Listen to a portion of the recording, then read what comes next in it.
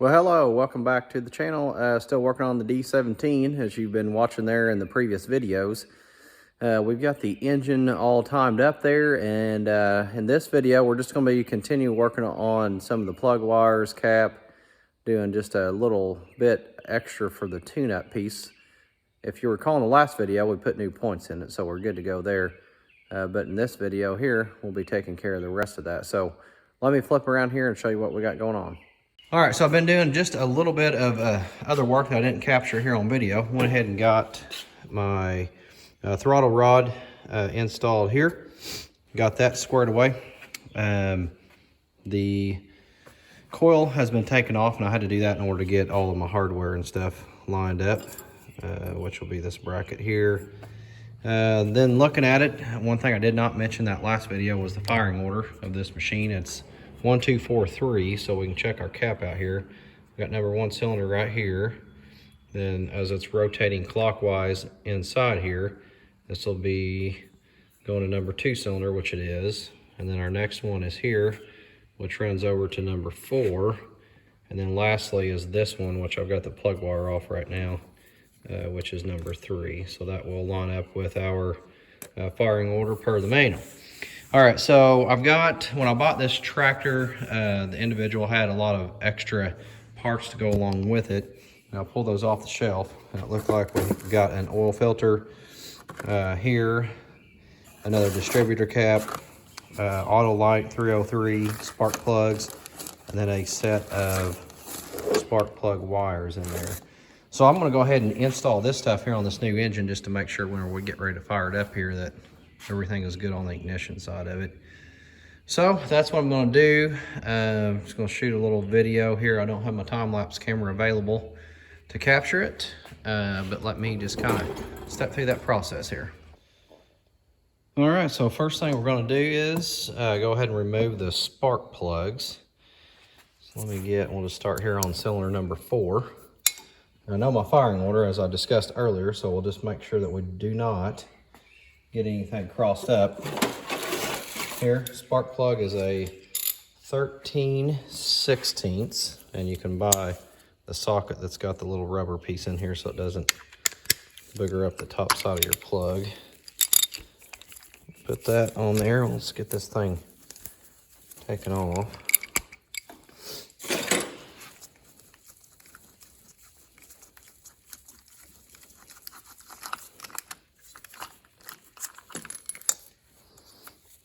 All right, so really the plugs do not look all that old. But either way, we're gonna put new on it, new in it. And we know our spark plug gap per the manual is 25 thousandths. I'll go ahead and grab one of my new spark plugs here. Drop the top of that thing.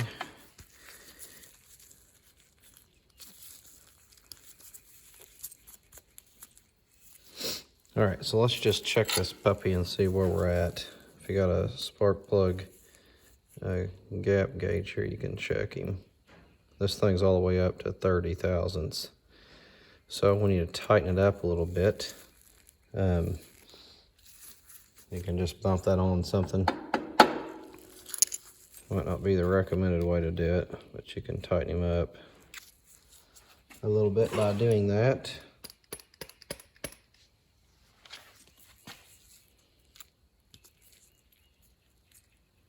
All right, so I need to be right there, 25 thousandths. All right, that feels pretty good. Now my plug here, I've got this little top piece that come out of my box. It dropped on the floor here. So let me locate that, which I just did, so we'll get that screwed on here.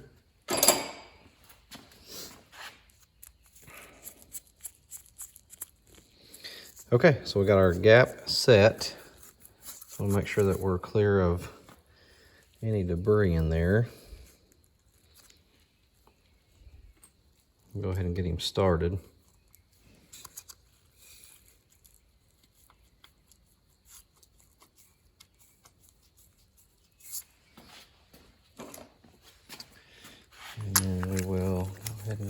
tightened up here.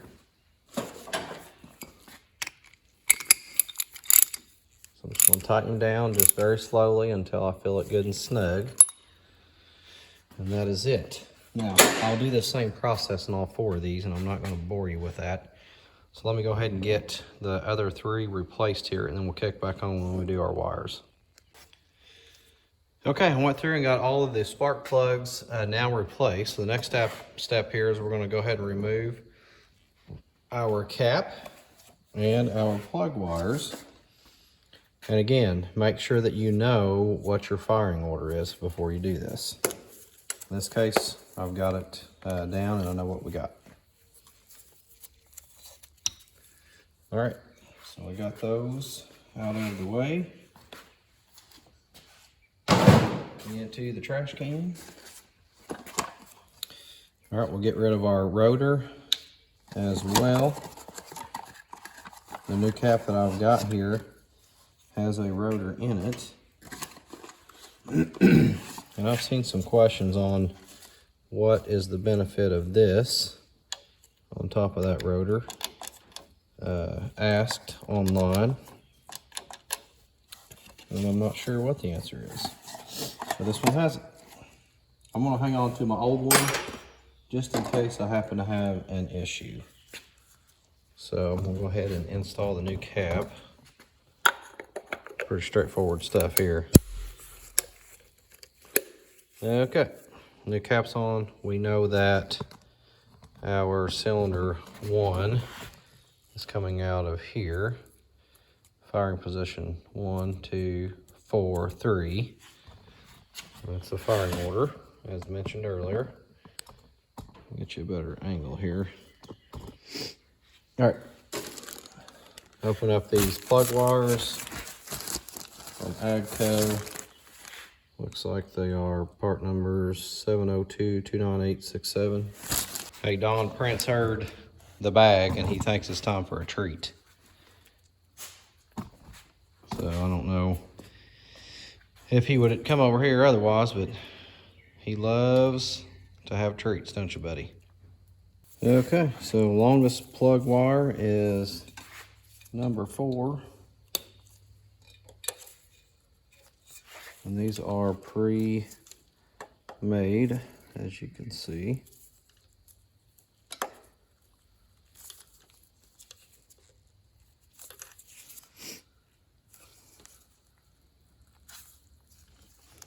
And I'm not quite sure how old these are. The guy that had it's been around for a while. All right, so this one here is obviously for our coil.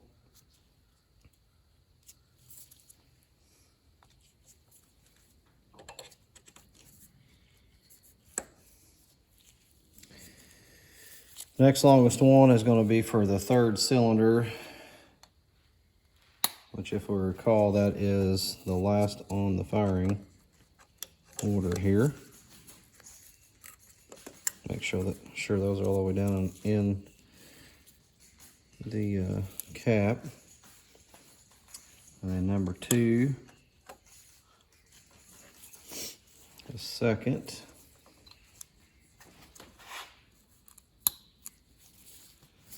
And number 1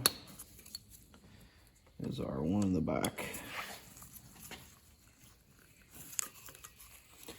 Yeah, the only thing here is just to make sure that they get all the way down in there.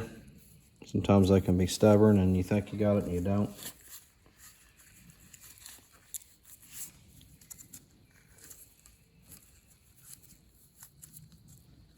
Okay. All right, so we got the new cap, rotor, and plug wires on. New spark plugs are installed, so we're in pretty good shape there. The coil is the old coil, and I don't have a new one here. I'm just going to go ahead and try this one. If it doesn't work, I know it's been used on this engine to run it prior to it going in this tractor not too awfully long ago when we tested it, so we should be fine there. I will put that on here in a minute, but my next step, I want to go ahead and replace the oil filter. Well, I thought I was going to, but This thing has been on the shelf for a while too, and I've got some rust in there, so that is not gonna work. If you're getting an AGCO filter though, it's 70237000 is gonna be your part number. Kinda hate that thing's not usable. But anyway, I will probably, instead of getting an AGCO, I will probably just grab me a Wix filter here from my local bumper to bumper shop that sells Wix filters, and then replace that. All right, while I'm waiting on that, I think what I would like to do is go ahead and button up the rest of this electrical system right here, which is going to include installation of the coil. So I'm going to go ahead and put that on. There's really no point to capture that here on video. I'm going to go ahead and stick my coil on, get my coil wire installed, my feed coming over here to my points. And then the rest of the wire harness is tucked away up here. And that's the wire that I'm going to need to go to the other side of my coil. So I'm going to go ahead and get it routed down in there. And then at that point, I think we'll flip over here to the top side and go ahead and get our valve cover on there. I'm not going to secure the gasket. A lot of times I will use Permatex on that, but what I want to do is adjust the valves once this tractor has been fired up and that engine's been heated up. I want to do that warm. So I'm just going to go ahead and put my valve cover on with the new gasket, but I'm not going to Permatex that gasket in place. And then that will just allow me to pull that off easily and then get that gasket installed later. So I'm gonna go ahead and do a couple other things here and we'll kick back on here in just a minute. All right, so I went ahead and ran my throttle rod all the way up here to the governor. Went ahead and ran my tack line coming off the back side of that power steering section. Went ahead and got the coil and everything installed. Again, I got to find me another filter. I went ahead and put the valve cover on. Got that gasket in there, that new cork gasket I talked about. It's not Permatex down or anything like that.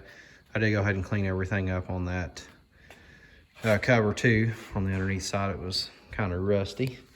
So I got that cleaned up. And then I just stuck this bypass hose on here. I need to get 2 new hose clamps for that. And I need new hose clamps for my upper and lower radiator hoses. So we'll be working on that here in the near future as well. Over here on the carburetor manifold side, I've got my linkage connected up here as well. Coming over from our governor, we've got our throttle cable here, and then they got the choke cable, or rod I should say, on both of those. Ran where it sticks out the side of your sheet metal where you can apply the choke. So I got all that stuff squared away. Also went ahead and secured our temperature probe right here in the top of the head. This was just sitting in there earlier. It looked like it was in there and it was not. I just put it in there to cover up the hole. So anyway, that's where we're at this point in time. I know this is kind of a short video and not a whole lot of cool content in it, but I think I'm going to shut it down for right now. Next video, I believe I'm going to go ahead and go through that starter that goes right there. I got it sitting over there on the bench, so I want to clean it up, do a bench test on it, and just kind of step through that process. So that will be probably our next video. So anyway, thanks for watching again. Hit like, subscribe, share the video, and we'll see you next time.